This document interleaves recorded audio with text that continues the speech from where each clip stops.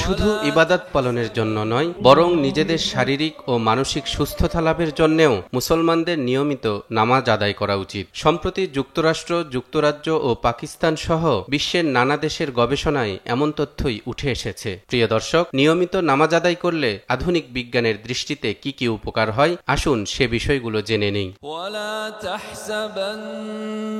মানুষের বয়স বৃদ্ধির সাথে সাথে কোলেস্টেরল বা চর্বির দ্বারা দেহের শিরা উপশিরাগুলো সংকুচিত হতে থাকে, ফলে দেখা দেয় অসংখ্য রোগ ব্যাধি, যার মধ্যে উচ্চ রক্তচাপ, হৃদরোগ, অকালে বুড়িয়ে যাওয়া, ক্ষুধামন্দা অন্যতম।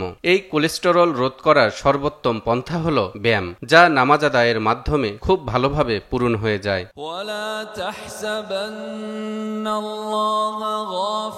হাদিসে এসেছে, নিশ্চয়ই নামাজে শেফা ও আরোগ্য রয়েছে। পাকিস্তানের বিখ্যাত হৃদরোগ চিকিৎসক ডাক্তার মুহাম্মদ আলমগীর এই হাদিসের সত্যতা প্রমাণের জন্য একটি মেডিকেল টিম গঠন করেন। একজন নামাজির শরীরে তারা নামাজরত অবস্থাতেই ইলেকট্রনিক রেডিওলজির মাধ্যমে পরীক্ষা করেন এবং দেখতে পান তাকবীরে উলা অর্থাৎ নিয়ত বাঁধার জন্য যখন কনুই পর্যন্ত হাত কাঁধ বরাবর উঠানো হয়, তখন স্বাভাবিকভাবেই রক্ত সঞ্চালনের মাত্রা বেড়ে যায়। কিয়াম অর্থাৎ দাঁড়ানো অবস্থায় হাত বেঁধে রাখার সময় কনুই থেকে কবজি ও আঙ্গুলের মাথা পর্যন্ত হাত ব্যবহৃত হয়, এতেও রক্তের চলাচল তীব্র হয়। এরপর রুকুর সময় হাঁটু, কনুই, কবজি এবং কোমরের সবগুলি জোর প্রবলভাবে ঝাঁকুনি দেয়, ফলে রক্ত সঞ্চালন বেড়ে যায়। সেজদাতে হাত, পা, পেট, পিঠ, কোমর, রান ও শরীরের সবগুলি অঙ্গ প্রত্যঙ্গের জোড়ায় নাড়া পড়ে এবং টান টান থাকে। এমত অবস্থায় রক্ত মস্তিষ্ক পর্যন্ত সঞ্চালিত হয়। তাশাহুদের বৈঠকের সময় কোমর থেকে পা পর্যন্ত রগগুলি টান টান হয়ে থাকে, এতে রক্ত সঞ্চালন বৃদ্ধি পায়। আর সবশেষে সালাম ফেরানোর সময় গর্দানের দুই দিকের জোড়াগুলোই কাজ করে এবং গর্দান ঘুরানোর সময় রক্ত সঞ্চালন তীব্র হয়।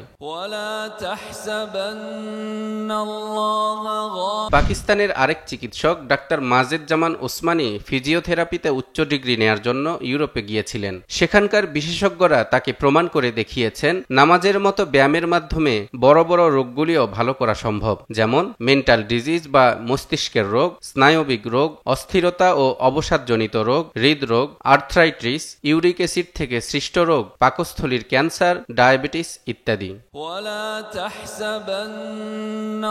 নামাজের প্রতিটা ধাপে ধাপে রক্তের এমন সঞ্চালন আর শারীরিক অনুশীলন দেখে অবাক পশ্চিমা বিজ্ঞানীরাও। যুক্তরাষ্ট্রের প্রখ্যাত ধ্বনিতত্ত্ববিদ হাডি উইলিয়াম লেডবিটার বলেছেন, নামাজের মধ্যে ইমাম যখন কোরআন তেলাওয়াত করে, তখন মুক্তাদিরা গভীর মনোযোগের সঙ্গে তা শ্রবণ করে। কোরআনের প্রতিটি শব্দই একটি ইউনিট। এ তেলাওয়াত এবং শ্রবণের মাঝখানে একটি বিশেষ ধরনের তীব্র আলোকরশ্মি তৈরি হয়। সাধারণত প্রতিটি আলোর নেগেটিভ এবং পজিটিভ দুটো দিক থাকে। কোরআনের উচ্চারিত প্রতিটি শব্দই পজিটিভ, তাই নামাজি ব্যক্তির উপর যখন সেই শব্দের প্রভাব পড়ে, তখন তাদের বহু রোগ ভালো হয়ে যায়। শুধু শারীরিক উপকারিতাই নয়, নামাজের রয়েছে মানসিক উপকারিতাও। যুক্তরাজ্যের বিখ্যাত লেখক উইলিয়াম ক্রুকস তার জনপ্রিয় বই research in the phenomena of স্পিরিচুয়ালিজমে লিখেছেন, লোভ, লালসা, কৃপণতা, হিংসা, ঘৃণা, প্রতিশোধ গ্রহণ এরকম ঘৃণ্য অভ্যাসের কারণে মানুষ মানসিক রোগে আক্রান্ত হয়। এসব রোগে আক্রান্ত মানুষ যদি খুশুখুজুর সঙ্গে নামাজ আদায় করতে শুরু করে, তবে শিগগিরই এসব রোগ থেকে মুক্তি লাভ করতে সক্ষম হবে।